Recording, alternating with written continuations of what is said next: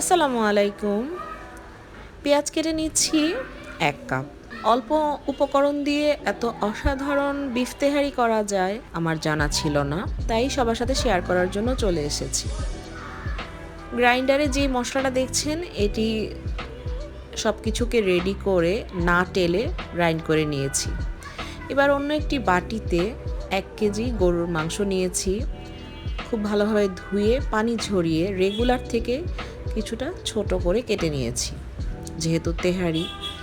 এর মধ্যে ম্যারিনেট করার জন্য উঁচু করে লবণ দিয়ে দিচ্ছি ১ চা চামচ, ৩ টেবিল চামচ টক দই ও তৈরি করে রাখা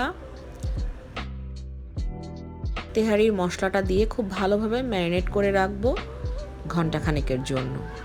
অন্য একটি পাত্রে সর্ষের তেল দিয়ে দিব 3/4 কাপ এবং কেটে রাখা পেঁয়াজগুলোকে দিয়ে সাথে দুটো পরিমাণ মতন তেজপাতা দিয়ে হালকা গোল্ডেন কালার আসা পর্যন্ত ভেজে নিব এবং তারপর এর মধ্যে অ্যাড করে দিব 2 টেবিল চামচ আদা রসুন পেস্ট।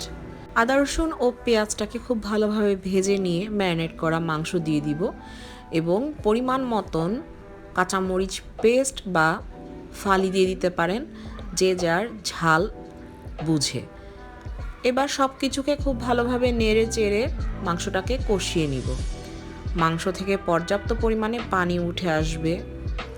পানিটা উঠে আসার পর সেই পানিটাকে শুকিয়ে তেল উপরে উঠে আসার পর এর মধ্যে গরম পানি অ্যাড করে দিব ঝোলের জন্য, যা মাংসটাকে সিদ্ধ করতে সাহায্য করবে। এবার মাংসর পানি ও মাংস খুব ভালোভাবে রান্না হয়ে যাওয়ার পর মাংসটা পানি কমে আসলে এর মধ্যে টমেটো কেচাপ দিয়ে দিব 2 টেবিল চামচ। খুব ভালোভাবে আবারও নেড়ে মাংস থেকে গ্রেভিটাকে আলাদা করে একটি বড় হাঁড়িতে গ্রেভিটা নিয়ে নিব এবং 500 গ্রাম চাল দিয়ে দিব, যা আগে থেকেই ধুয়ে পানি ঝরিয়ে রাখা ছিল।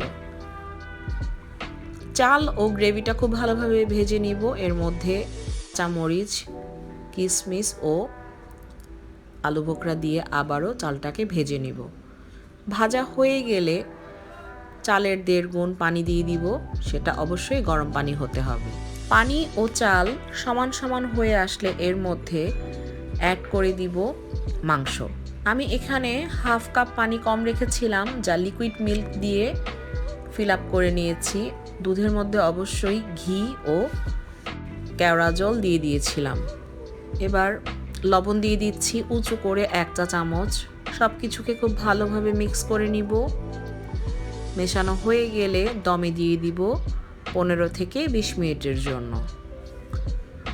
এর ভিতরে আমাদের ঢাকনা সরানো যাবে না।